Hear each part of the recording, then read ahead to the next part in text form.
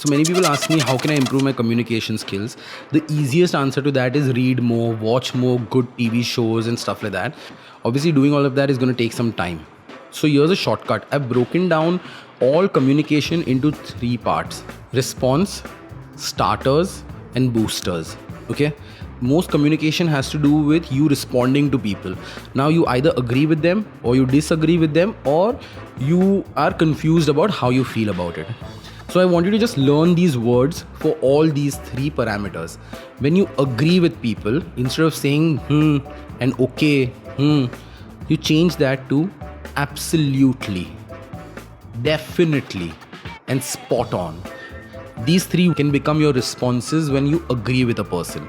Now, what happens when you disagree with a person? It's important to also disagree with certain charm in your communication. One of the things you can say is, I beg to differ. Saying it again, I beg to differ, which means that I don't exactly agree with what you're saying. Another way you can say it is, I feel a bit differently. So you're not saying, nay, I don't agree with you. You're saying, I feel a bit differently. Third one where you just want to end that conversation is, I respectfully disagree. And the third part where you're confused as to whether you agree, disagree, how you feel about it, is you say, let me sleep on it. Let me sleep on it means, let me think about it overnight and I'll get back to you tomorrow. Another way of responding is, I'm on the edge. So if you say I'm on the edge, it means that you're not completely disagreeing, but you're not completely agreeing. So just learn these. It will make a huge difference to how you're communicating in terms of responding to people. The second part is starters. How do you start your sentence makes a huge difference on how people perceive you. Now, a couple of ways to start your sentence are: one, you start your sentence with I believe.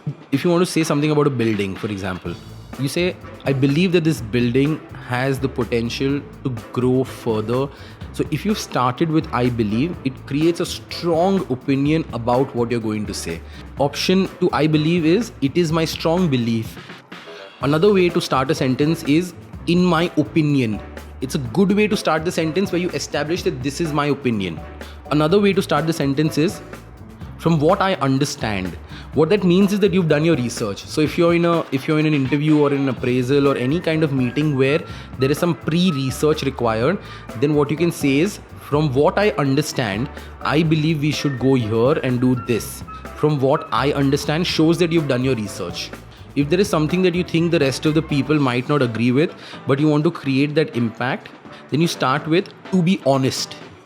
To be honest, I'm not sure where we are going with all this, but I'm sure it's going to help us some way or the other. It's a good way to put it out there that what your opinion is the honest opinion. Another option for to be honest is in all honesty. In all honesty, I'm not ready to actually take on such a big responsibility, but I'm open to taking it up and learning as much as I can from it. The last option for the starter is, from what I have observed, which shows that you are observing the things around you and you're seeing to it that everything you're saying comes from certain understanding from observing around you. So you start the sentence with, from what I observe, we are not ready to take on such a large mission. But I think that if we put in the right amounts of effort and the right people, it will succeed. So if you started with, from what I observe, it shows that as a person, you observe things very carefully. So just use any of these starters when you're starting a sentence. It will create a lot of weight in your communication itself. The third technique which I use quite a bit are boosters. Boosters are ways to sort of add that ignition to your entire presentation or to what you're saying. So one of the booster is a question and answer, where you question and answer the question yourself. So you say stuff like, are we ready to do this right now? I think we are. Are you a strong member of the team? Yes, you are. But you do need to actually put in some work. Another question could be, is this the kind of company that I believe I will learn a lot from? Yes, I do. Asking the question and answering it yourself. It creates impact. The other technique for a booster is a no, no, no, yes. So you start your sentence with a no and end it with a yes. So to give you an example, no, I don't think we are ready to take on such a great mission.